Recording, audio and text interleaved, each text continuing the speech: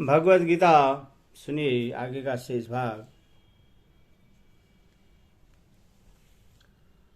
सातवां, संसार शरीर और संपूर्ण कार्यों में सुष वासना और अहंकार सर्वदा त्याग।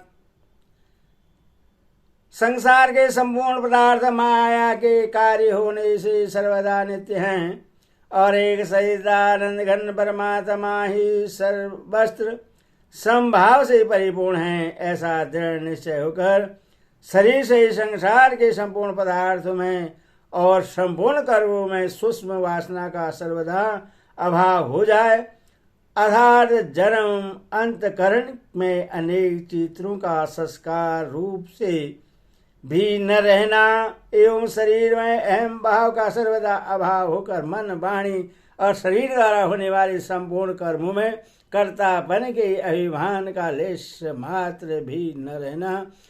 इस प्रकार शरीर से ही संपूर्ण पदार्थों और कर्मों में वासना और अहम भाव का अत्यंत अभाव होकर एक सच्चिदानंद परमात्मा के स्वरूप में ही एक ही भाव से नित्य निरंतर दृढ़ स्थिर रहना, यह सातवां श्रेणी का त्याग है। इस प्रकार साधन करने से वह पुरुष तत्काल ही सच्चिदानंद घन परमात्मा को सुपूर्व प्राप्त हो जाता है। किंतु जो पुरुष उक्त प्रकार से कर्म योग का साधन न करके आरंभ से ही सांग योग का साधन करता है, वह परमात्मा को कठिनता से प्राप्त होता है। अगला, संन्यासस्तु महाबाहु दुख मातो योगतः। कोई साधक एक ही समय में दोनों निष्ठाओं के अनुसार साधन कर सकता है या नहीं?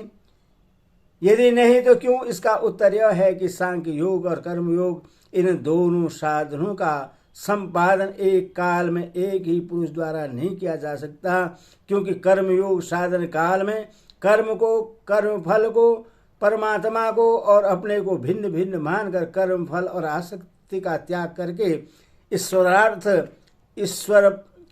ईश्वरार्पण बुद्धि से समस्त कर्म करता है।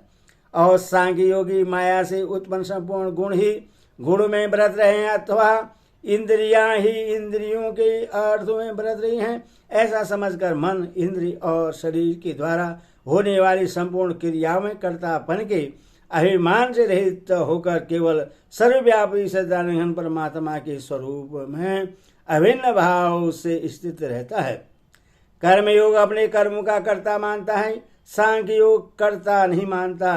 कर्मयोग अपने कर्म को भगवान के अर्पण करता है और सांख्य योग मन और इंद्रियों के द्वारा होने वाली अहंता रहित क्रियाओं को कर्म ही नहीं मानता।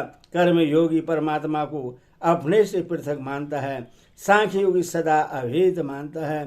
कर्मयोगी प्रकृति और प्रकृति के पदार्थों की सदा स्वीकार करता है, सांख्य योगी एक ब्रह्मा के सिवा किसी की भी सदा नहीं मानता।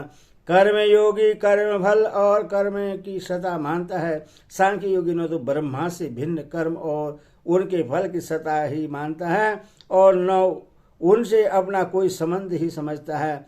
इस प्रकार दोनों की साधन प्रणाली और मानवता में पूर्व और पश्चिम की भांति महान अंतर है। ऐसी अवस्था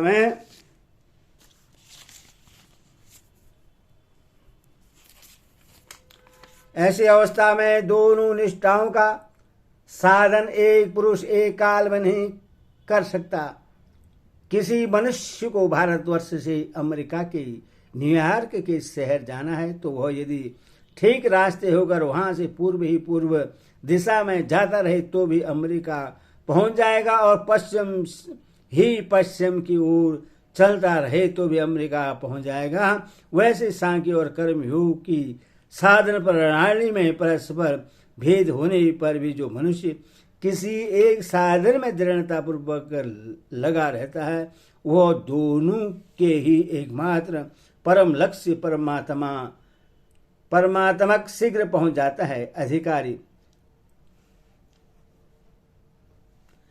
क्या सभी वर्णों और सभी आश्रमों के तथा सभी जातियों के लोग इनका आचरण कर सकते हैं? अथवा किसी खास वर्ण, किसी खास आश्रम और किसी खास जाति के ही लोग इनका साधन कर सकते हैं? इसका उत्तर यह है कि यदि भी गीता में जिस पद्धति का निरूपण किया गया है वह सर्वदा भारतीय और ऋषि सेवित है, तथा भी गीता की शिक्षा पर विचार करने पर यह कहा जा सकता है कि गीता में बताए हुए साधनों के अनुसार आचरण करने का अधिकार मनुष्य मात्र को है। जगत गुरु भगवान श्री कृष्ण का यह उपदेश समस्त मानव जाति के लिए है, किसी खास वर्ण अथवा किसी खास आश्रम के लिए नहीं।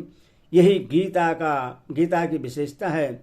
भगवान ने अपने उपदेश में जगह जगह मानव हो, नर हो, देही, वीर्त हो, देही आदि शब्दों का प्रयोग करके इस बात को स्पष्ट कर दिया है कि जहाँ सांख्य योग का मुख्य साधन बतलाया गया है, भगवान ने देही शब्द का प्रयोग करके मनुष्य मात्र को उसका अधिकारी बतलाया है। इसी प्रकार भगवान ने सर्व शब्दों में कहा है कि मनुष्य मात्र अपने अपने शास्त्र भेद कर्म के द्वारा सर्वव्यापी परमेश्वर की पूजा करके सिद्धि प्राप्त कर सकता है।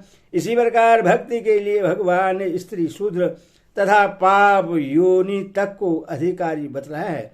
और भी जहाँ जहाँ भगवान ने किसी भी साधन का उपदेश दिया है वहाँ ऐसा नहीं कहा जा सकता कि साधन को करने का किसी खास वर्ण, आश्रम या जाति को ही अधिकार है, दूसरों को नहीं। ऐसा होने पर भी यह स्मरण रखना चाहिए कि सभी कर्म सभी मनुष्य के लिए उपयोगी नहीं होते। इसीलिए भगवान ने वर्ण धर्म पर बहुत जोर दिया है। जिस वर्ण के लिए जो कर्म विहित है उसके लिए वे ही कर्म कर्तव्य है, दूसरे वर्ण के लिए ही। एक बात को ध्यान में रखकर ही कर्म करने चाहिए। ऐसे वर्ण धर्म के द्वारा नियत कर्तव्य कर्मों को अपने अपने अधिकार और रुचि के अनुसार मनुष्य मात्र ही कर सकते हैं।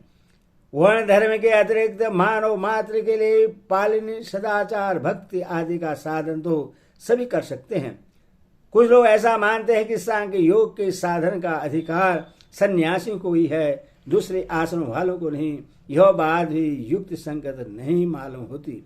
भगवान ने सांख्य की दृष्टि से भी युद्ध करने की आज्ञा दी है। भगवान यदि केवल सन्यासियों को ही सांख्य योग का अधिकारी मानते तो वे अर्जुन को उस दृष्टि से युद्ध करने की आज्ञा कभी न देते, क्योंकि संन्यास आश्रम में कर्म मात्र का त्याग कहा गया है।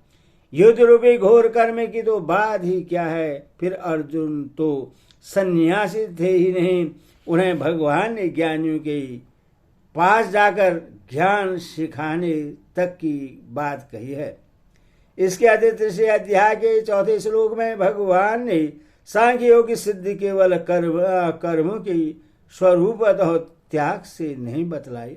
यदि भगवान सांख्य योग का अधिकारी केवल सन्यासियों को ही मानते तो सांख्य योग के लिए कर्मों का स्वरूप से त्याग आवश्यक बतलाते और यह नहीं कहते कि कर्मों का स्वरूप त्याग कर देने मात्र से सांख्य योग की सिद्धि नहीं होती। यदि नहीं, मैं यहाँ जहाँ ज्ञान के साधन बतलाए गए हैं वहाँ एक साधन स्त्री, पुत्र, धन, मकान आदि में आसक्ति एवं ममता का त्याग भी बतलाया है। असित्र भीषुरम पुत्र द्वार ग्रहादिशो, स्त्री, पुत्र, धन, मकान आदि के साथ स्वरूपतः संबंध होने पर भी उनके प्रति आसक्ति एवं ममता के त्याग की बात कही जा सकती है। संन्यास आश्रम में इनका स्वरूप से ही त्याग है। ऐसी दशा में यदि सन्यासियों को ही ज्ञान योग के साधन का अधिकार होता है तो इसके लिए इन सब के प्रति आसक्ति और ममता के त्याग का कथन आवश्यक है। 18वें अध्याय में जहाँ अर्जुन ने खास संन्यास और त्याग के संबंध में प्रश्न किया है वहाँ भगवान ने संन्यास के साधन पर सांख्य योग का ही वर्णन किया है। संन्यास आश्रम का कहीं भी उल्लेख नहीं किया। यदि भगवान को संन्यास शब्द से संन्यास आश्रम अभिप्रेत होता अथवा सांख्य योग का अधिकारी वे केवल सन्यासियों को ही मानते तो इस प्रसंग पर अवश्य उसका सर्व शब्दों में उल्लेख करते। इन सब बातों से यह सर्वस्व प्रमाणित होता है कि सांख्य योग का अधिकार सन्यासी गृहस्थ सभी को समान रूप से है। हाँ, इतनी बात अवश्य है कि सांख्य योग का साधन करने के लिए संन्यास आश्रम में सुविधाएं अधिक हैं। इस दृष्टि से उस आश्रम को गृहस्थ आश्रम की अपेक्षा सांख्य योग के साधन के लिए अवश्य ही अधिक उपयुक्त कह सकते हैं। कर्मयोग के साधन में कर्म की प्रधानता है और स्ववर्णोचित विहित कर्म करने की विशेष रूप से आज्ञा है, बल्कि कर्मों का स्वरूप से त्याग इसमें बाधक बतलाया गया है। इसलिए संन्यास आश्रम में कर्म प्रधान कर्मयोग का आचरण नहीं बन सकता, क्योंकि वहाँ द्रव्य और यज्ञ दान आदि कर्मों का स्वरूप से त्याग है। किंतु भगवान की भक्ति सभी आश्रमों में की जा सकती है। वह भक्ति प्रधान कर्मयोग सभी आश्रमों में बन सकता है। कुछ लोगों ने यह भ्रम फैला हुआ है कि गीता तो सन्यासियों के काम की चीज है, गृहस्थों के काम की नहीं। इसीलिए वे प्राय बालकों को इस भय से गीता नहीं पढ़ाते हैं कि इसे पढ़कर वे लोग गृहस्थ का त्याग कर देंगे, किंतु उनका ऐसा समझना सर्वदा भूल है। यह बात ऊपर की बातों से स्पष्ट हो जाती है कि वे लोग यह नहीं सोचते कि मोह के कारण अपने छात्र धर्म से विमुख होकर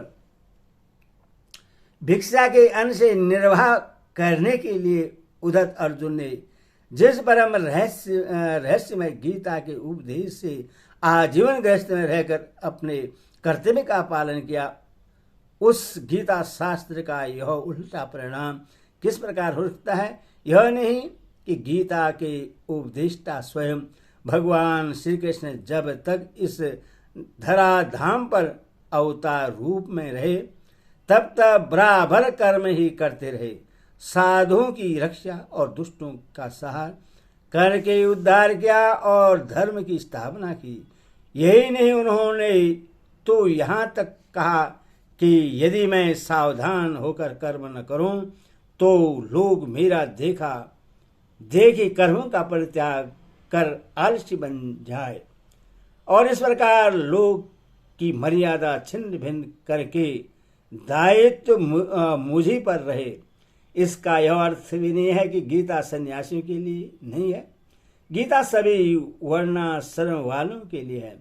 सभी अपने अपने वर्णाश्रम के कर्मों को करते हुए सांख्य या योग दोनों में से किसी एक निष्ठा के द्वारा अधिकारानुसार साधन कर सकते हैं। हरि ओम तत्सत। हरि ओम।